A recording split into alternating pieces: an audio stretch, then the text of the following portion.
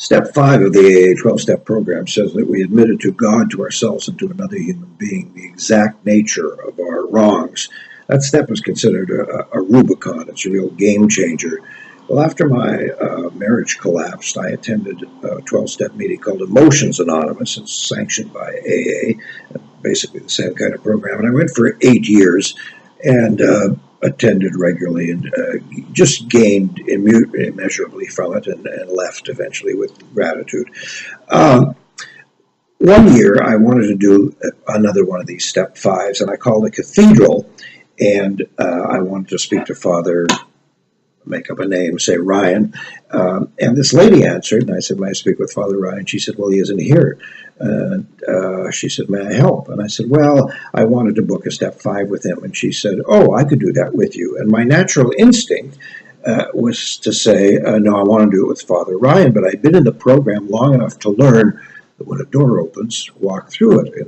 In other words, when somebody's standing in front of you, there's probably a reason they're there. So when she said, I could do it with you, I went and stopped and said, oh, okay. So I went and did step 5 with her the next week. I walked into a room and met this middle-aged nun, and she said, what do you want to work on today? And I said, I want to work on my relationship with women.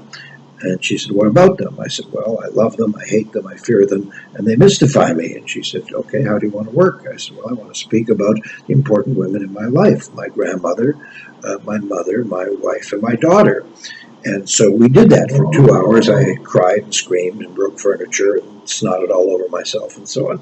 At the end of which, the lady got up and walked into the corner of the room, and she said, David, I'm going to show you what you do every day. You're this perfectly wonderful, intelligent, sensitive guy, and you have no reason to be tortured, but every single day of your life, instead of getting up with gratitude, you go into the corner of the room, and she mimed picking up something very heavy, and you pick up these 2 heavy valises, and you drag them through your day. This luggage is filled with old crap, old complaints about life, and so on. And what do you do that for? Aren't you tired of it? And I said, boy, am I ever. And so I am here as a Jew to tell you that a nun really strongly affected my life.